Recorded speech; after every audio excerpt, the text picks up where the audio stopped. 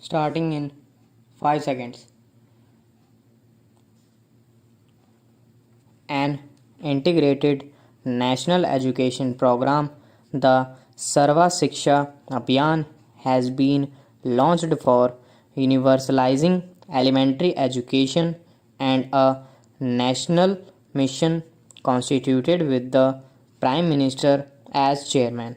The program aims to provide 8 years of quality elementary education for all children up to the age of 14 years in a mission mode with a thrust of community ownership, disadvantaged group, and girls' quality education and alternative modes of education.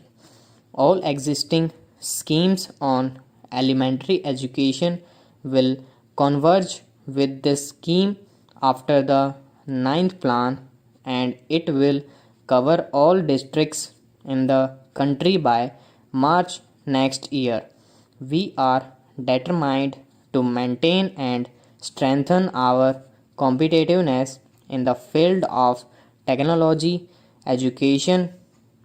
A task force set up for this purpose under the HRD Minister has made wide ranging recommendations to upgrade and expand this area of education.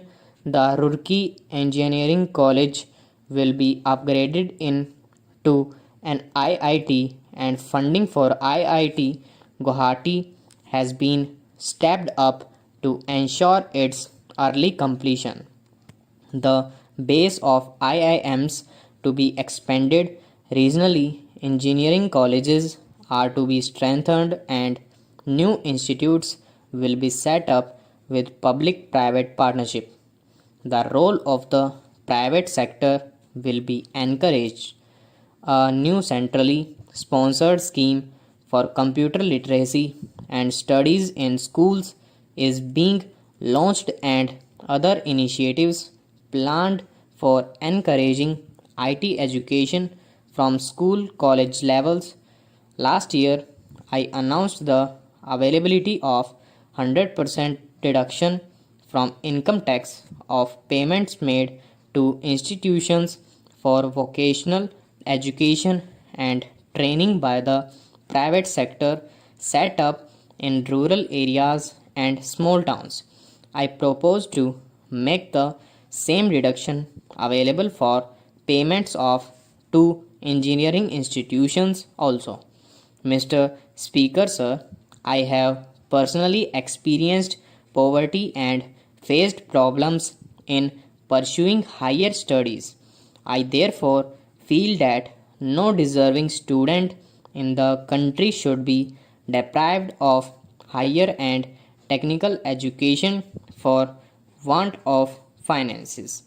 I am glad that the Indian Banks Association has formulated a new comprehensive educational loan scheme which will cover all courses in schools and colleges in India and abroad. Loans will be available under this scheme up to rupees 7.5 lakh for studies in India and rupees 15 lakh for studies abroad. No collateral or margin will be stipulated for loans up to rupees 4 lakhs. The interest rate will not exceed PLR plus 1% for loans. The year 2001 is being observed as Women's Empowerment Year. My colleague, the Deputy Chairman of the Planning Commission, is heading a task force to review the programs for women. Meanwhile, I propose to strengthen the Rashtriya Mahila Kosh for providing microcredit to poor assetless women through NGOs, launch an integrated scheme for women's empowerment in 650 blocks through women's self-help groups, start a new scheme for women in difficult circumstances like widows of Vrindavan, Kashi, and other places, destitute women and other disadvantaged women groups. In keeping with government's commitment to improve the welfare of the scheduled tribes, a separate national scheduled tribes finance and development corporation with an authorized share capital of rupees 500 crore has been set up. The allocation for the schemes for welfare of scheduled tribes in the Ministry of Tribal Affairs has been enhanced from rupees 786 this year to the rupees 986 crore in the coming year. Similarly, the allocation for the schemes for welfare and upliftment of scheduled castes in the Ministry of Social Justice and Empowerment has been enhanced from rupees 709 crore this year to rupees 790 crore in the coming year. Honorable members may recall my announcement in the last budget of a new group insurance scheme, the Janashri Bima Yojana, to extend social security cover to the poorest section of the society. The said scheme was launched by the Prime Minister on 10th August 2000 and has been well received. 332 schemes have been approved so far, covering people in the BPL segment. I believe that the social security cover needs to be widened to minimize the miseries of our people below the poverty line. Accordingly, I propose to introduce two more schemes during the next financial year. A special scheme for landless agricultural laborers, the Khetihar Mazdoor Bima Yojana, which will provide benefits of insurance cover as available under Janashri Bima Yojana, and a pension of rupees 100 per month to the beneficiary on attaining the age of 60 years. In the case of beneficiaries who join the scheme at a young age, some periodical payments at the end of every 10 years are also envisaged. The beneficiary will be required to make a small contribution towards the premium.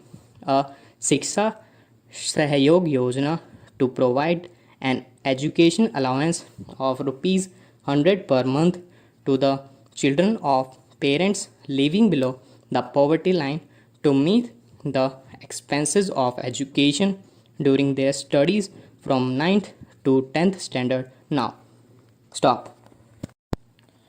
Starting in 5 seconds. Meanwhile, I have some good news for workers. The wage ceiling for coverage under the EPF and MP Act 1952 has been enhanced from rupees 5,000 to rupees 6,500 to promote the welfare of employees. I propose to enhance the ceiling for government contribution of 1.16% of monthly wage of employees to the pension fund from rupees 5,000 to rupees 6,000 per month. The extra expenditure on this account is estimated to be rupees 77 crore per annum, whereas the organized sector is at present covered by various pension, provident fund and gratuity schemes. The unorganized sector does not have adequate social security coverage. I am asking the Insurance Regulatory Development Authority to look into all these issues and provide a roadmap for pension reforms by October 1, 2001. Journalists have to increasingly take greater risks in covering terrorist and other violence prone incidents as an acknowledgement of their services and sacrifices, and with the expectation of a better treatment at their hands. I propose to set up a journalists welfare fund with a contribution of rupees 1 crore under the grants of Ministry of IB. My colleague, the I&B Ministry, will announce the details of the scheme. Our entertainment industry, particularly the film industry, not only provides the much needed fantasy to millions of our people who live in an otherwise harsh and cruel world. It has also emerged as an important segment of our economy and holds great promise for the future. 2 years ago, I provided for this industry the same tax exemption that was available for merchandise exports. A few months ago, the government issued a notification under the IDBI Act whereby entertainment industry including films has been declared as an industrial concern. Banks are in the process of finalizing guidelines for financing such projects that are bankable.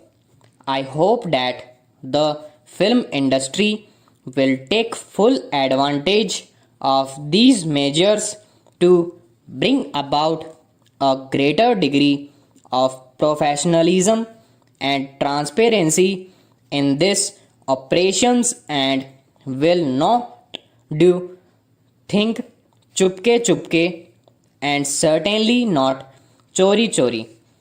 As I have already stated, the most serious problem is the poor state of the fiscal health of both the central and state governments. The combined fiscal deficit of the two together is around 10%. As promised in my earlier budget speeches, I appointed the Expenditure Reforms Responsibility Bill in this House in the last session.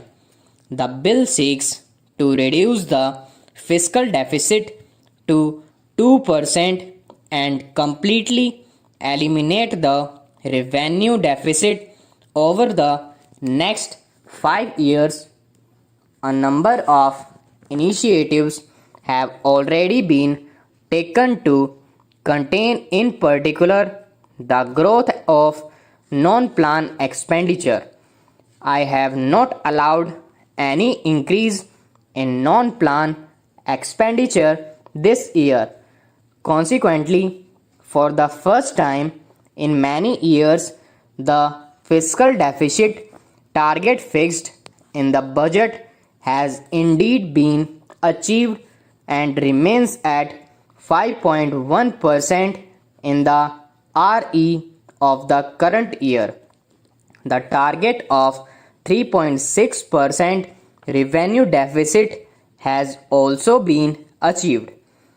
I intend to carry forward the process of bringing about structural changes in the composition of central government expenditure and effect economy in non-plan revenue expenditure with greater vigor while improving the quality of plan expenditure.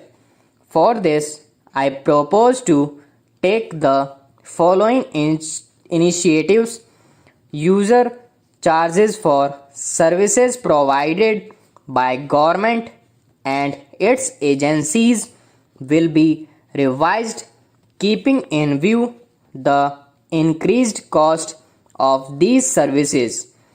A portion of this increase will be provided to enhance the maintenance and quality of these services. Similarly, postal rates will be revised moderately to contain the rising postal deficit. All requirements of recruitment will be scrutinized to ensure that fresh recruitment is limited to 1% of total civilian staff strength. As about 3% of staff retire every year, this will reduce the manpower by 2% per annum, achieving a reduction of 10% if 5 years as announced by the Prime Minister. The surplus pool under the Department of Personnel will be streamlined and equipped to redeploy and retrain surplus staff. Employees in the surplus pool will also be offered an attractive VRS package.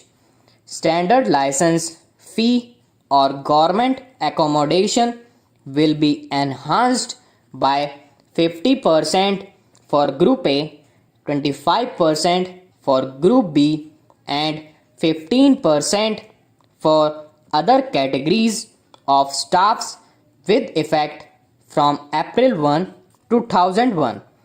Facility of LTC to central government employees will be suspended for 2 years for the remaining part of the 4 years block period, except for employees who are entitled to last LTC before retirement. Use of information technology in government activities with large public interface will be maximized to promote efficiency. For this purpose, operations like GPF, pension, pay and accounts offices, passports, income tax, customs, central excise will be fully computerized by March 31, 2002. Stop. Starting in 5 seconds. The Expenditure Reforms Commission, which was set up last year, has presented reports concerning downsizing in 6 ministries and departments. These include Department of Economic Affairs, Ministry of Information and Broadcasting, Ministry of Coal, Department of Heavy Industry, Department of Public Enterprises, and Ministry of Small Scale Industries. Reports of the Commission concerning other departments will also be received within the next 6 months. These recommendations will be implemented by July 31, 2001, and identified surplus staff transferred to the surplus pool.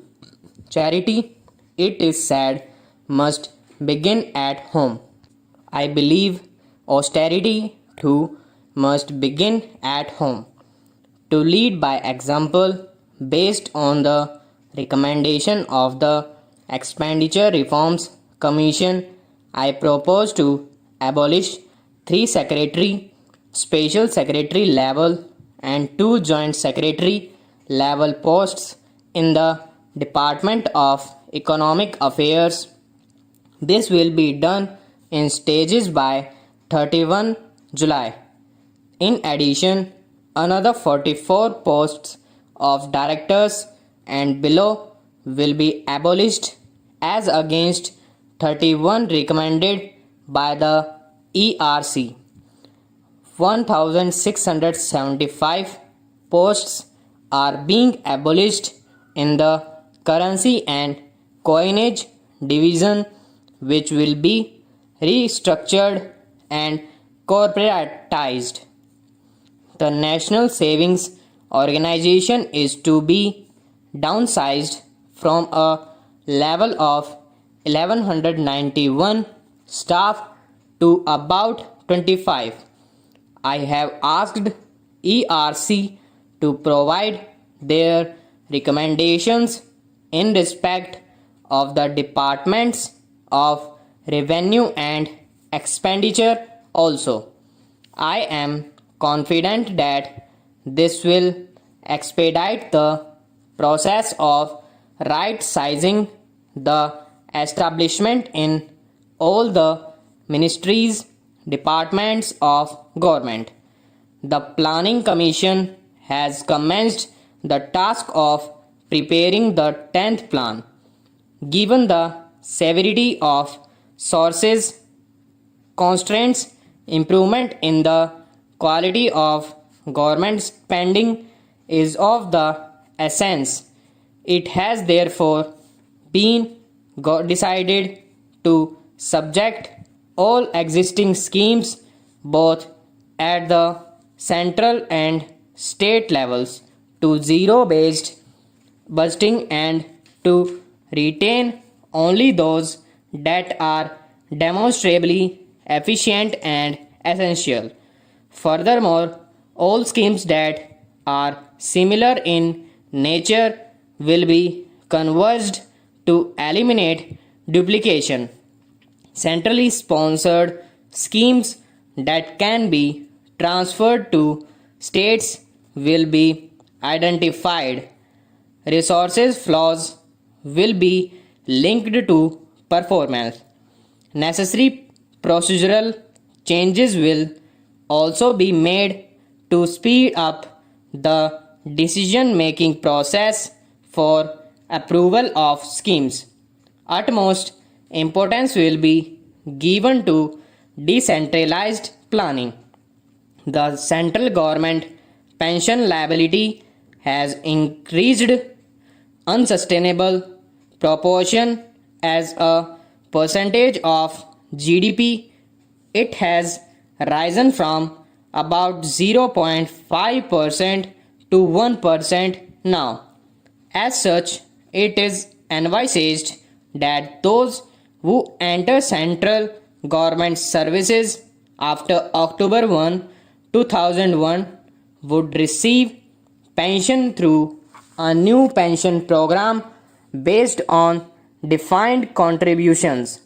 In order to review the existing pension system and to provide a roadmap for the next steps to be taken by the government, I propose to constitute a high-level expert group which would give its recommendation within 3 months. I have drawn your attention to the increasing share of debt service burden in the expenditure budget caused by rising government debt and worsened by the prevalence of high real interest rates. Most interest rates in the economy are now market determined, but their movement downward is constrained by the rigidities inherent in the administered interest rates governing the contractual saving sphere, provident fund, and small saving schemes. I have examined this issue very carefully. I find that the interest rates provided in all these schemes seldom exceeded consumer price inflation by more than 3% between 1980 and 1998. Since then, this difference has risen to 6 to 8%. Not only are such high real interest rates putting an unsustainable burden on both central and state governments, but the resulting high costs of capital is also inhibiting economic growth all round. I am therefore reducing most administered rates by 1.5% as of March 1, 2001. Government guarantee and tax incentives for these schemes will continue. For the future, I propose to explore a better system for the determination of these rates. I propose to appoint an expert committee to provide recommendations on this issue. The benefit of reduction in interest rates on small savings deposits will be fully passed on the states. This will reduce their borrowing costs from small saving by 100 to 150 basis points. In addition, I am also reducing the interest rate on loans portion of central assistance to state plans by 50 basis points. Alignments of interest rates on GPF by the state governments along with the rate of reduced provident fund interest rates at the center will further reduce the interest burden of the state governments. Moreover, because of the anticipated increase in gross tax collection of the center, devolution of central taxes to states is expected to increase by over rupees 9,000 crore in 2001 to over the current year. All these measures will help in reducing the debt burden of the states and improve their fiscal position. Along with fiscal consolidation at the center, it will be our endeavor to work for states. Stop. Starting in 5 seconds. Writ petition number 76 of 2016 was filed for declaring right to sexuality, right to sexual autonomy, and right to choice of a sexual partner to be part of the right to life guaranteed under Article 21 of the Constitution of India, and further to declare Section 377 of the Indian Penal Code to be unconstitutional when the said writ petition was listed before a 3-judge bench on 8 January 2018. The court referred to a 2-judge bench decision rendered in Suresh Kaushal, wherein this court had overturned the decision rendered by the division bench of the Delhi High Court in Naz Foundation.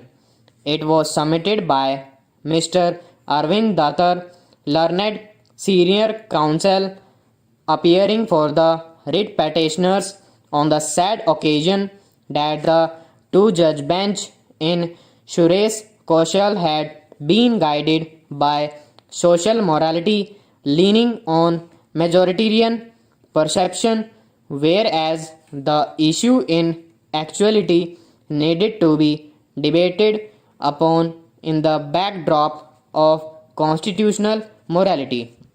A contention was also advanced that the interpretation placed in Suresh Kaushal upon Article 21 of the Constitution is extremely narrow, and in fact the court has been basically guided by Article 14 of the Constitution. Reliance was placed on the pronouncement in Nalsa case, wherein this court had emphasized on gender identity and sexual orientation. Attention of this court was also invited to a 9-judge bench decision in K.S. Swamy and another versus Union of India and others, wherein the majority speaking through Chandrachud J has opined that sexual orientation is an essential component of rights guaranteed under the Constitution which are not formulated on majoritarian favor or acceptance. Cole J, in his concurring opinion, referred to the decision in Mosley vs. News Group Newspaper Limited to highlight that the emphasizes for individuals' freedom to conduct his sex life and personal relationships as he wishes, subject to the permitted exceptions, countervails public interests. The further submission that was advanced by Mr. Datar was that privacy of the individual having been put on such a high pedestal and sexual orientation having been emphasized in the Nalsa case, Section 377 IPC cannot be construed as a reasonable restriction as that would have the potentiality to destroy the individual autonomy and sexual orientation. It is an accepted principle for interpretation that a provision does not become unconstitutional merely because of abuse. Appreciating the said submissions, the 3-judge bench stated that certain other aspects need to be noted. Section 377 IPC uses the phraseology carnal intercourse against the order of nature.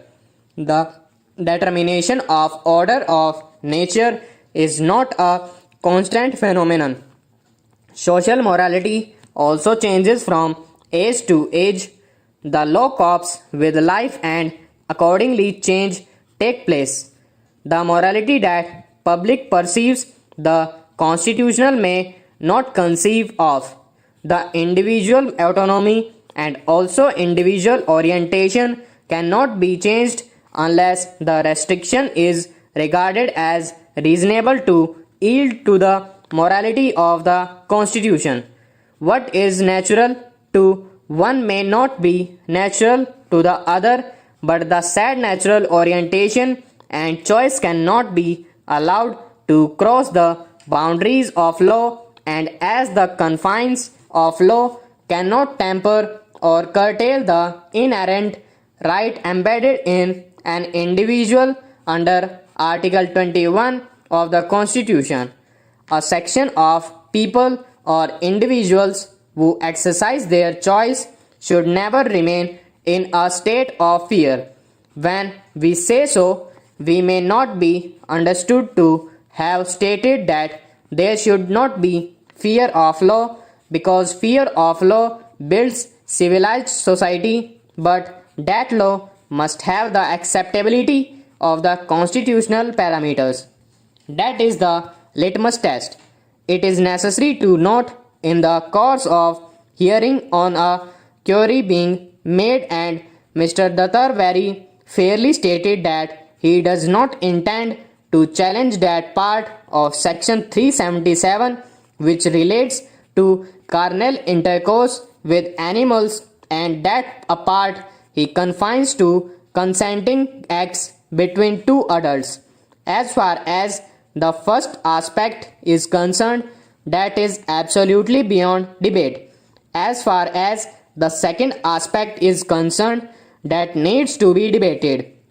The consent between two adults has to be the primary precondition. Otherwise, the children would become prey, and protection of the children in all spheres has to be guarded and protected.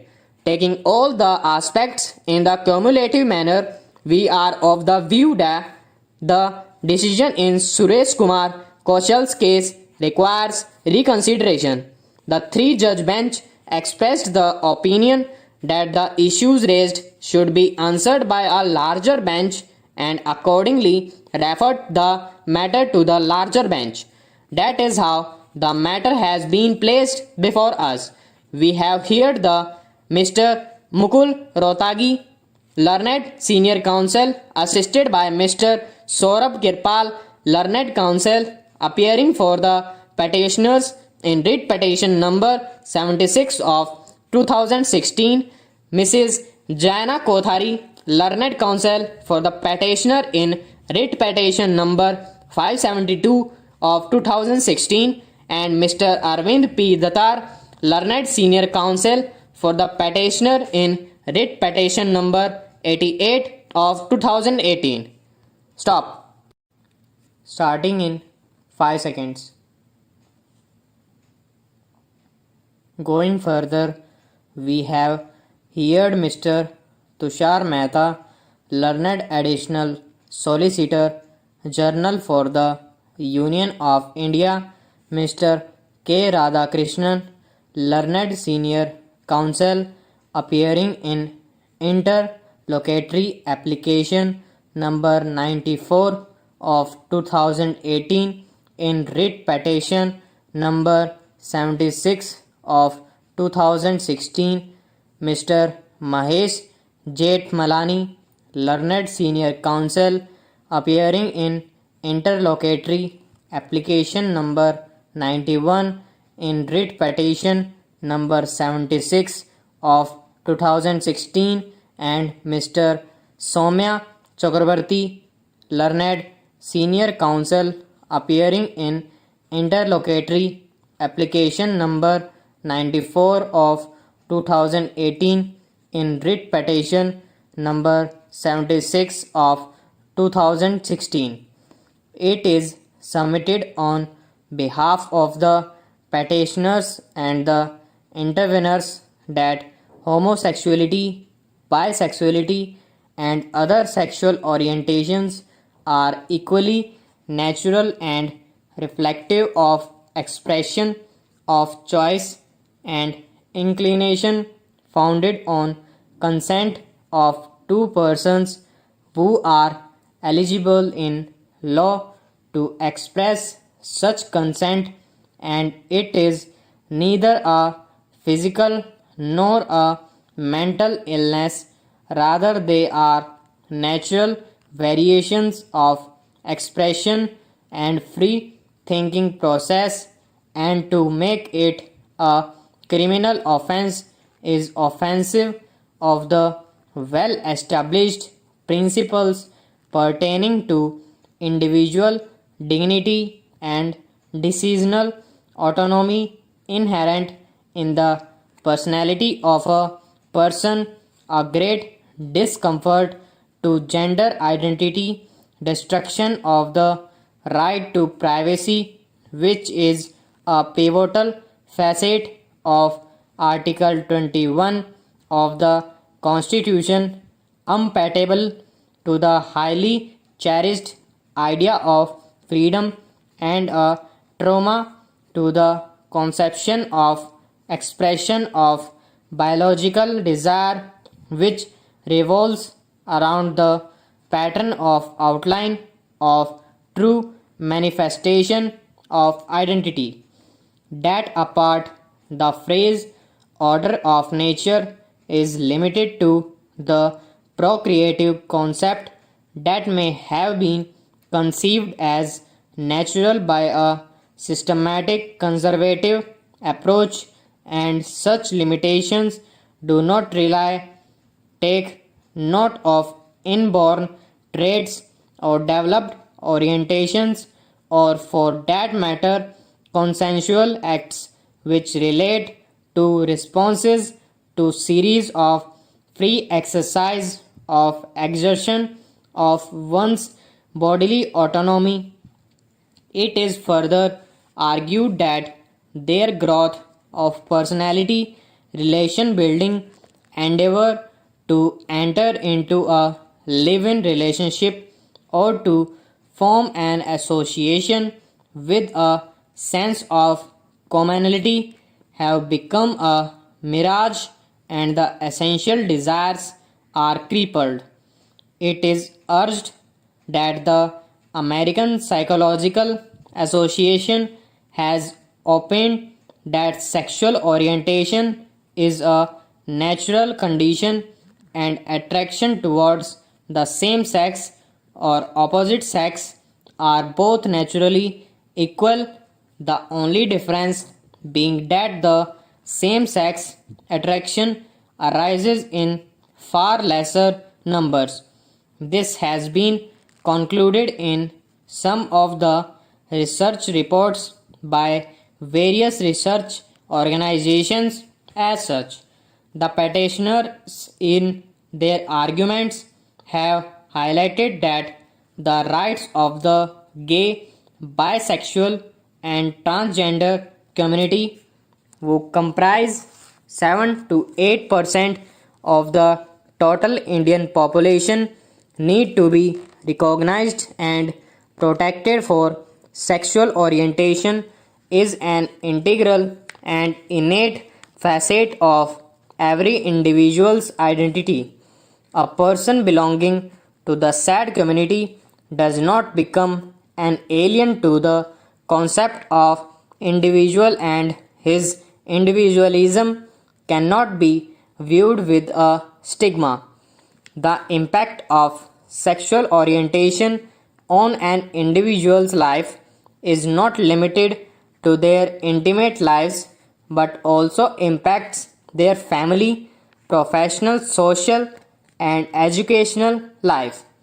As per the petitioners, such individuals need protection more than the heterosexuals so as to enable them to achieve their full potential and to live freely without fear, apprehension, or injury in such a manner that they are not discriminated against by the society openly or secretly or by the state in multifarious ways in matters such as employment, choice of partner, testamentary rights, insurability, medical treatment in hospitals, and other similar rights arising from live-in relationships, which after the decision in Indra Sharma vs. VKV Sharma is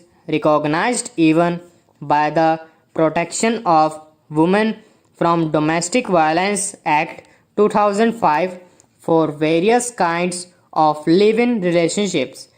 The same protection as per the petitioners must be accorded to same-sex relationships. It is urged by the Learned Counsel for the petitioners that individuals belonging to the LGBT group suffer discrimination and abuse throughout their lives due to the existence of Section 377 IPC, which is nothing but a manifestation of a mindset of societal values prevalent during the Victorian era, where sexual activities were considered mainly for procreation. The said community remains in a constant state of fear, which is not conducive for their growth. It is contended that they suffer at the hands of law and are also deprived of the citizenry rights which are protected under the Constitution. The law should have treated them as natural victims and sensitized the society towards their plight and laid stress on such victimization. However, the reverse is being done, due to which a sense of estrangement and alienation has developed and continues to prevail amongst the members belonging to the LGBT group. Compulsory alienation due to stigma and threat is contrary to the fundamental principle of liberty. The petitioners have referred to the decision of this court in Nalsa case, wherein transgenders have been recognized as a third gender apart from male and female and have been given certain rights. Yet, consensual activities amongst transgenders would continue to constitute an offense. Stop. Starting in 5 seconds. Madam Chairperson, as I have just said, the Planning Commission gathers information and chalks out program. On that basis, it allocates funds to the state governments according to the program by taking into account the funds available with the state government and the center. So far as the question of center is concerned, it has no office in the field to run those programs. Only the state government have assemblies and MLAs, and through them the state governments can be informed as to where the loopholes lie and how these can be removed. In our opinion, the consumer must get the benefit of the money that we spend. That is why we have furnished these figures. We have allotted this amount for this purpose and so much of amount has been spent. If it has not been spent properly, you can lodge a complaint. You can make complaint to the state governments as well as to the center. It becomes your duty to ask the state governments to implement the programs properly.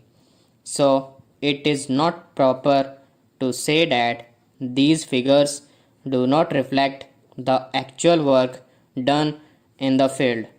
If there is any difference, we would like to have your suggestions. In this respect, so far as the question of planning is concerned, if you point out lacunae in our policies, we shall try to remove them. If it is not being implemented properly, you can raise this matter in the proper forum like the state assembly and the administration of that state, or can also write to us. We will also write to them to implement these policies properly. A point has been raised about marketing. It is our view that the farmers have been exploited for centuries, and to some extent the same thing is there even today.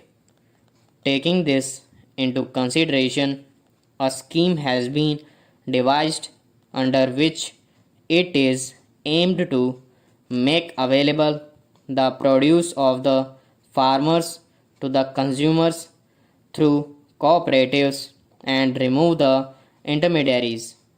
We have launched a big program in this direction.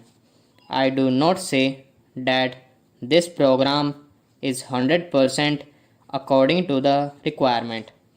It is not yet according to the requirement. When the first 5-year plan was launched, there were 286 regulated markets before the plan, and now their number has gone up to 5,000. This number is likely to increase further, but there are still some states which have not passed this legislation.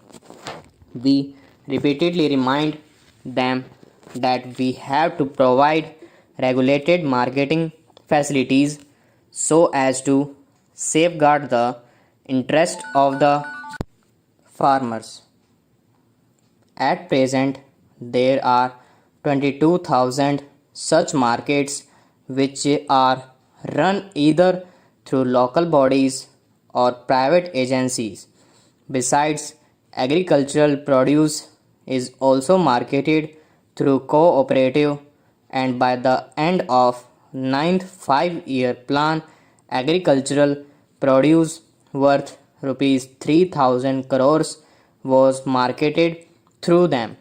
We tried our level best to know about the total agricultural marketable surplus, but we could not get details of the agricultural produce sold through private marketing agencies, and there seems to be nothing wrong in it, because why will the dealers in the private market tell us the factual position?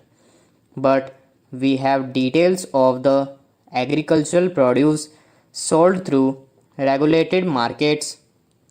Our aim is to market agricultural produce worth rupees 5000 crores through cooperative by the end of ninth 5-year plan.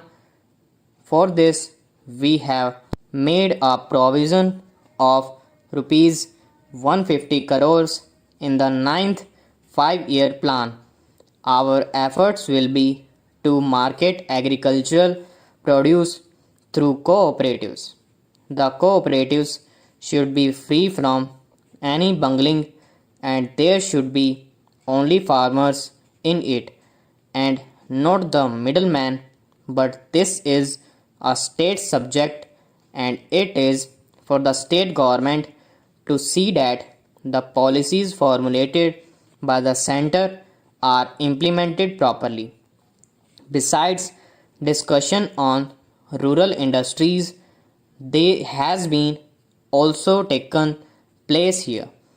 Earlier, there were 26 such industries which could be set up only in the rural areas. At present, the Ministry of Industries is preparing a draft under which about 43 industries or even more would be set up only in the villages, and the government will give assistance for it.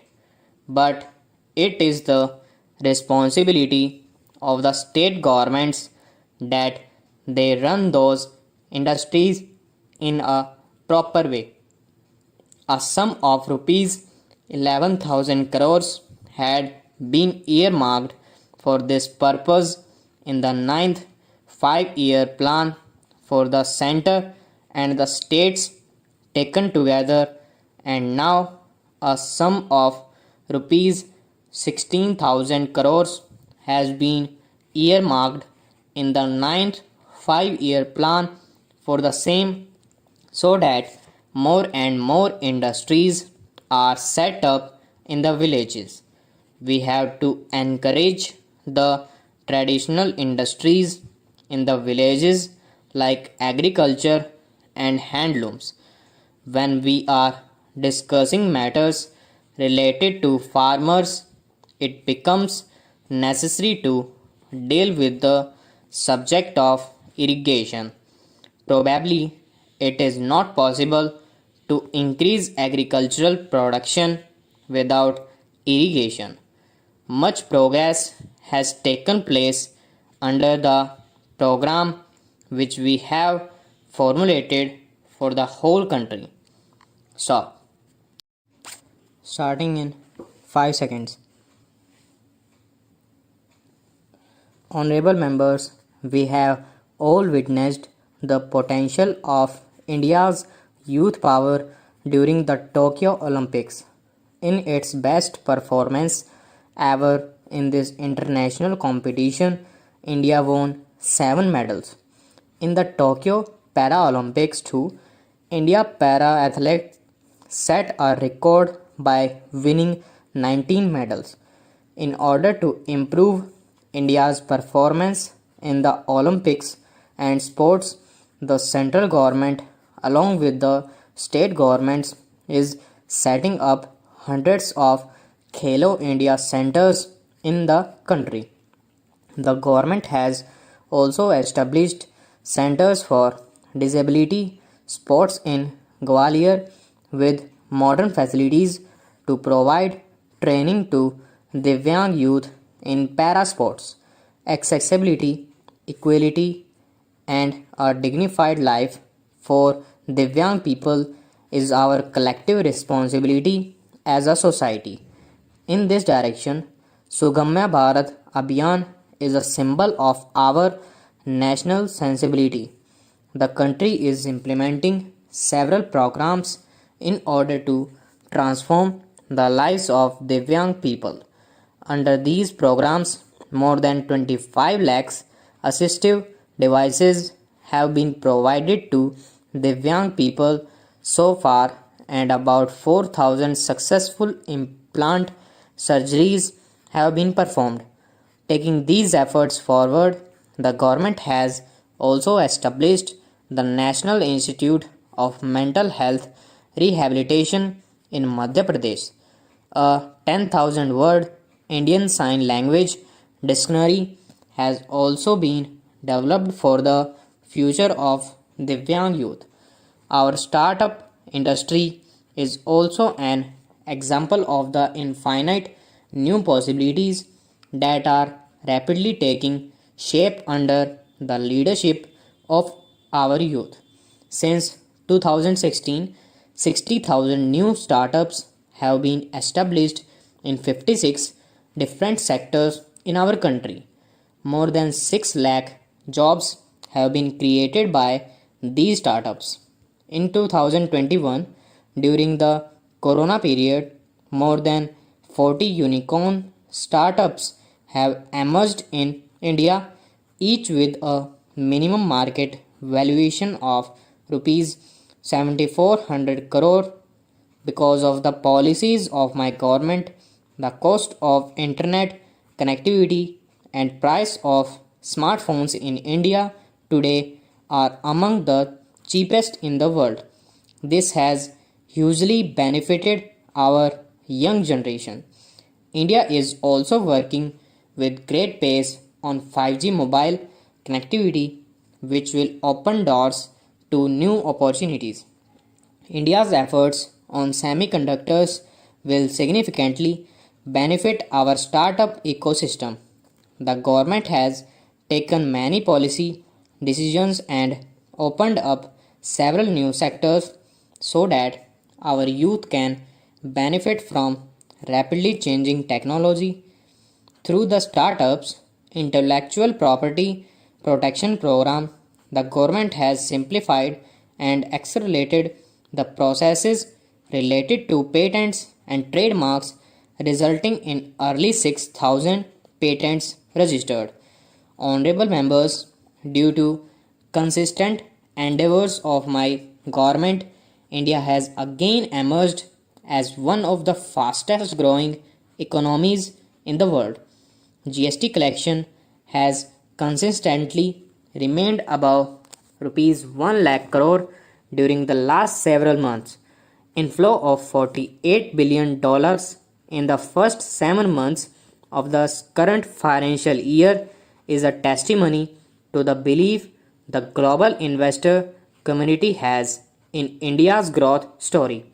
India's foreign exchange reserves today exceed $630 billion.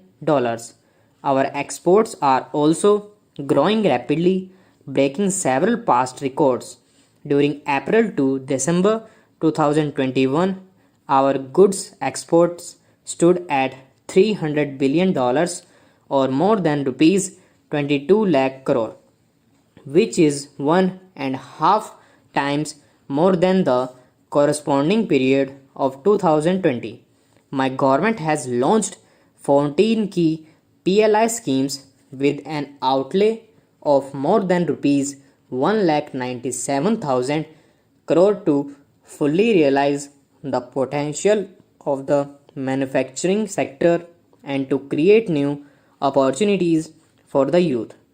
These PLI schemes will not only help transform India as a global manufacturing hub but also create over 60 lakh jobs.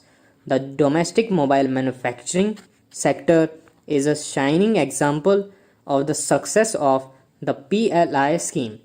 Today, India has emerged as the second largest mobile phone manufacturer in the world, generating lakhs of jobs for our youth.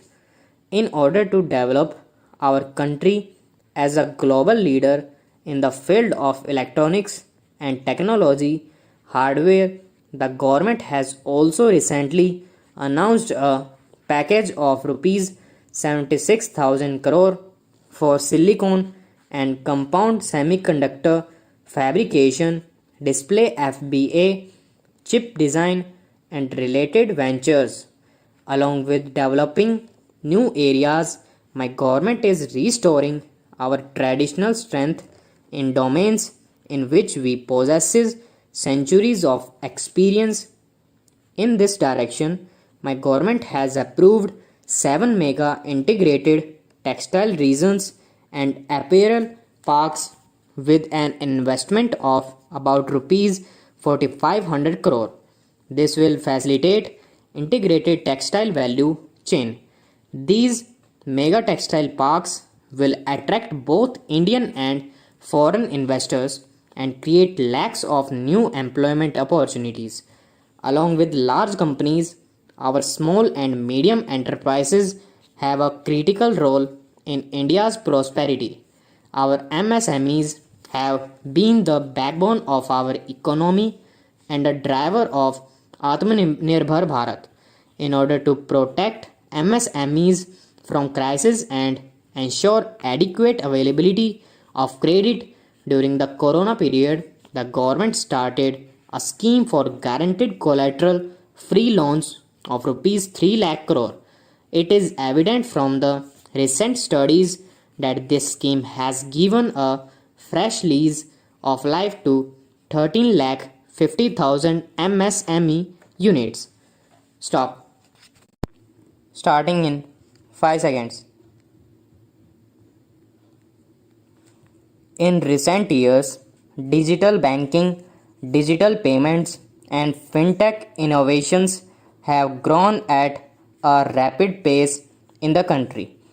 Government is continuously encouraging these sectors to ensure that the benefits of digital banking reach every nook and corner of the country in a consumer friendly manner. Taking forward this agenda and to mark 75 years of our independence, it is proposed to set up 75 digital banking units in 75 districts of the country by scheduled commercial banks. The financial support for digital payment ecosystem announced in the previous budget will continue in 2022-23. This will encourage further adoption of digital payments. There will also be a focus to promote use of payment platforms that are economical and user friendly. In recent years, over 25,000 compliances were reduced and 1,500 union laws were repealed. This is the result of our government's strong commitment for minimum government and maximum governance, our trust in the public and ease of doing business.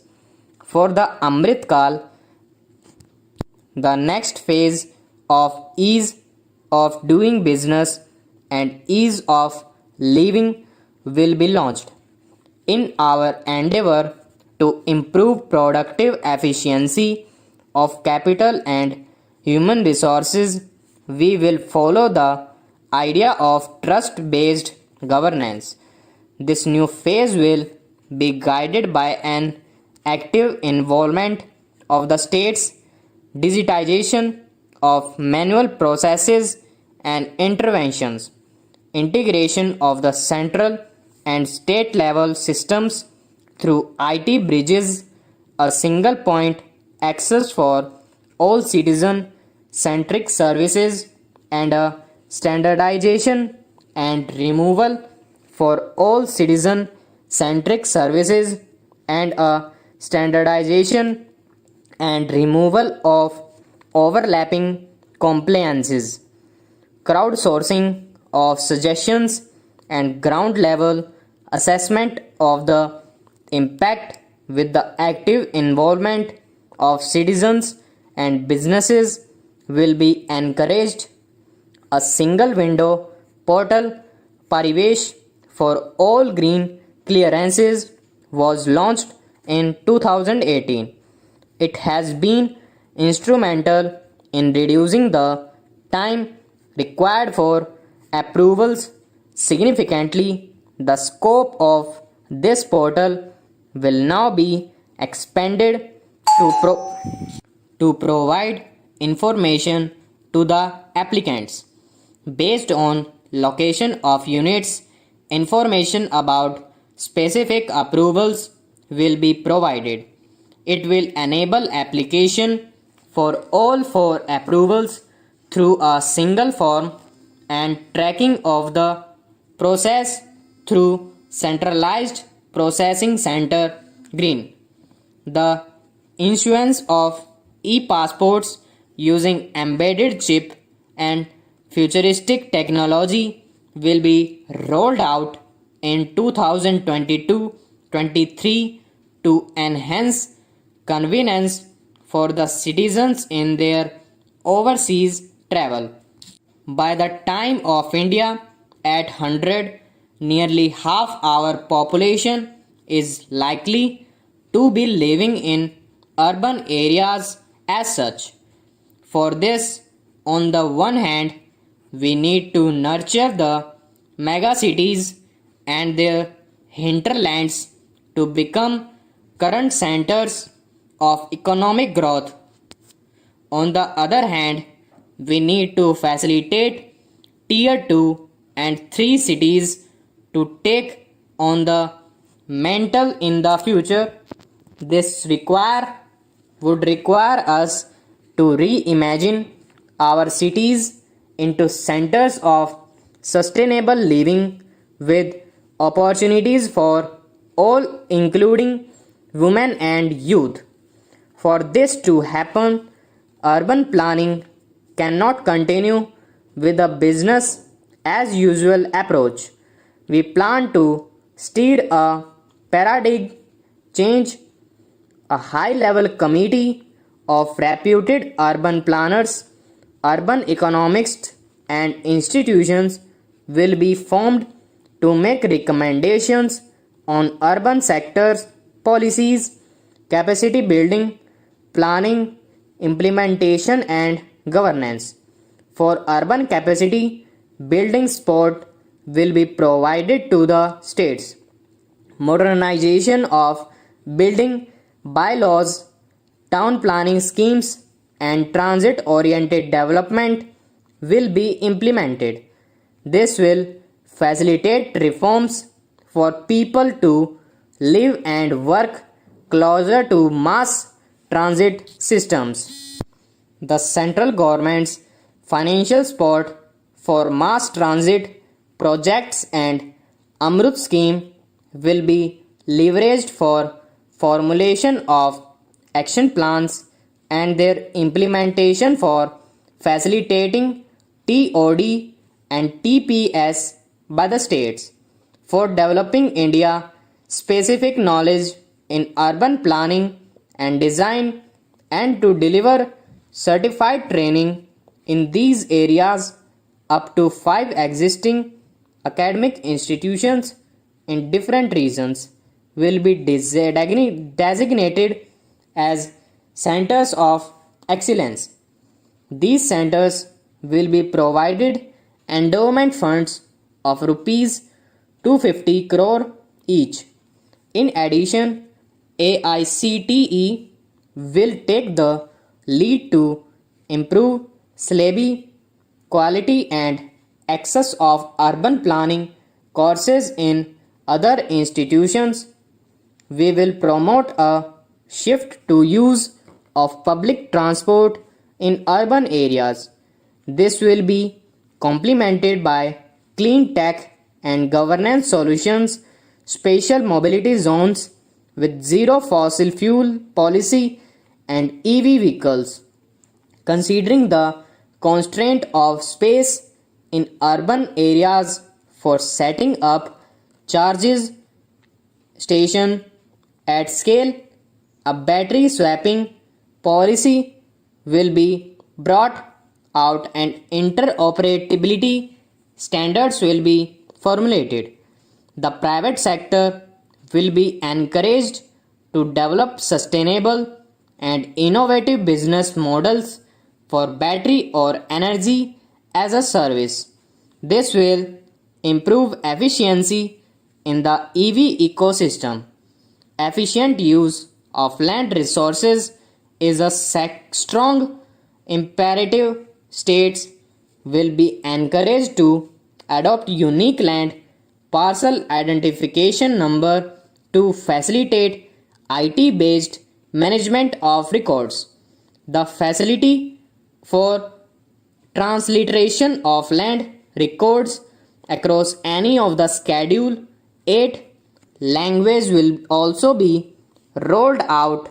The adoption or linkage with National Generic Document Registration System with the One Nation, One Registration software will be promoted as an option for uniform process for registration and anywhere registration of deeds and documents. Necessary amendments in the code will be carried out to enhance it. Stop.